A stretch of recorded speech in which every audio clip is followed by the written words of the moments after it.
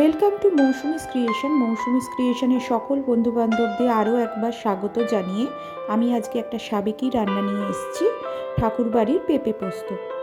ঠাকুরবাড়ির পেঁপে পোস্ত বানানোর জন্য প্রথমেই আমাদের যেটা দরকার পোস্ত। এক্ষেত্রে বন্ধুরা পোস্তটা একটু বেশি লাগবে বলে দিচ্ছি। আমি এখানে 6 টেবিল স্পুন পোস্ত নিচ্ছি। আলু পোস্ত রান্নার তুলনায় এই রান্নায় পোস্তটা একটু বেশি লাগছে বন্ধুরা।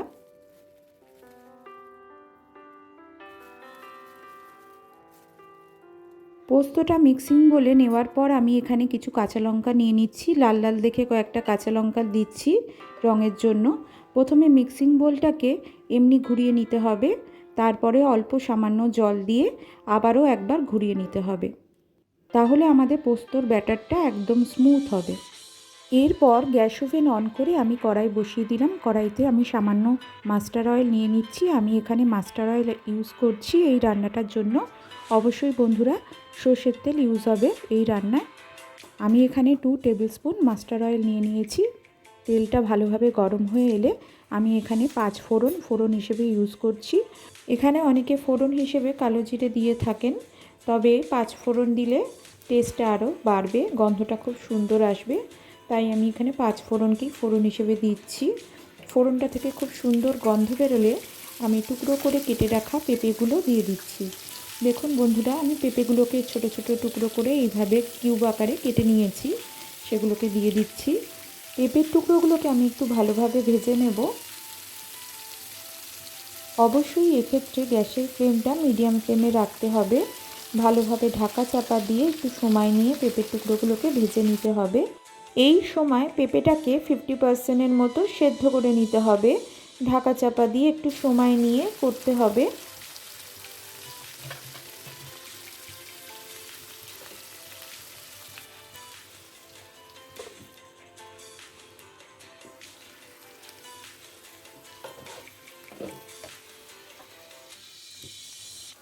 এরপর আমি দিয়ে দিচ্ছি টুকরো করে রাখা আলুগুলোকে।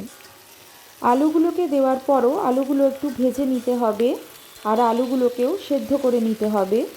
সেই সময় পেঁপেটাও ফুল সেদ্ধ হয়ে যাবে আলুর সাথে।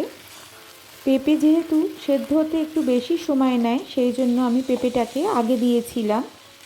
আমি আলুটাকেও ঢাকা চাপা দিয়ে একইভাবে সেদ্ধ করে নিচ্ছি। পেঁপে আলু দুটোই আমাদের ভালোভাবে সেদ্ধ হয়ে যাবে আর সঙ্গে ভালোভাবে ভাজা হয়ে যাবে।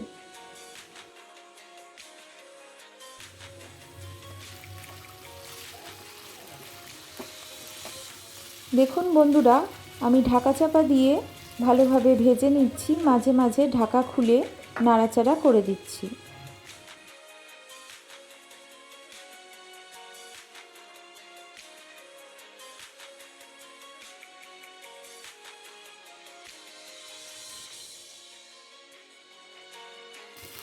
যখন আলু আর পেঁপে দুটোই খুব ভালোভাবে সেদ্ধ হয়ে গেছে, তখন আমি দিয়ে দিচ্ছি পোস্ত বাটাটা।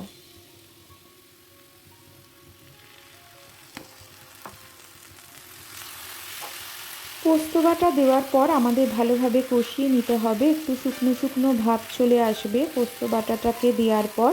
খুব ভালোভাবে নাড়াচাড়া করে পোস্ত বাটাটাকে কষিয়ে নিচ্ছি। এইভাবে দেখুন দেখুন একটা শুকনো শুকনো ভাব চলে এসছে। সেই সময় আমি কয়েকটা কাঁচা লঙ্কা দিয়ে দিচ্ছি। কাঁচা লঙ্কা দিলে গন্ধটা খুব ভালো আসবে। এরপর পোস্ত বাটা ছিল যেই পাত্রে, সেই পাত্রটা ধুয়ে সামান্য জল অ্যাড করে দিচ্ছি।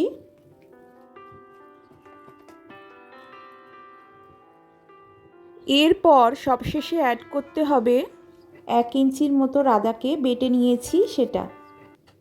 বন্ধুরা, আদা বাটাটা অবশ্যই সবশেষে অ্যাড করতে হবে, আগে অ্যাড করা যাবে না একদমই। দেখুন বন্ধুরা, এবার আমি আদা বাটাটা অ্যাড করে দেব। আদা বাটাটা যেই পাত্রে করেছিলাম সেই পাত্রটা ধুয়ে সামান্য একটু জল অ্যাড করে দিলাম। আবারও ভালোভাবে কষিয়ে নিতে হবে যাতে আদার কাঁচা গন্ধটা একেবারেই চলে যায়। এরপর সবশেষে অ্যাড করে দিতে হবে সামান্য পরিমাণে চিনি। আমি 1 টিস্পুন এখানে চিনি অ্যাড করে দিলাম। পোস্ত অনেকভাবেই খেয়েছেন বন্ধুরা, কিন্তু এইভাবে একবার করে দেখবেন। এটা ঠাকুরবাড়ির সাবেকি রান্না, আজকে আমি আপনাদের সঙ্গে শেয়ার করলাম। আশা করছি আপনাদের সবার খুব ভালো লাগবে। শেষে আমি অ্যাড করে দিচ্ছি সামান্য পরিমাণে কাঁচা সর্ষের তেল।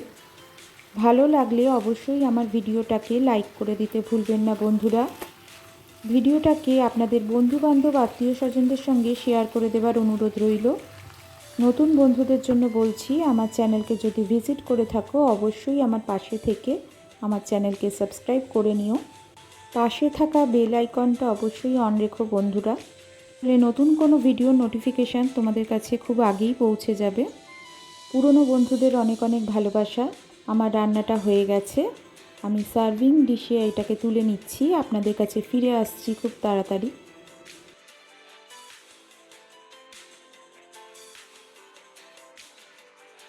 দেখুন বন্ধুরা, আমি একটা সার্ভিং ডিশে এটাকে তুলে নিয়েছি। এবার এটাকে সার্ভ করা হবে গরম ভাতের সঙ্গে, তাহলেই একদম জমে যাবে নিরামিষের দিনে দুপুরের মেনু।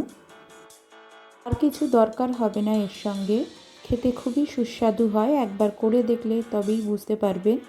পিওর ভেজ, পিওর নিরামিষ, এটা ঠাকুরবাড়ির একটা ভালো সুস্বাদু রান্না। পেঁপের অনেক রেসিপি আপনারা খেয়েছেন বন্ধুরা, অবশ্যই এই রেসিপিটা একবার হলেও করে খাবেন বন্ধুরা। আশা করছি ভালো লাগবে। আজকের মতো এখানেই শেষ করছি। ভালো থাকবেন, সুস্থ থাকবেন। Thank you.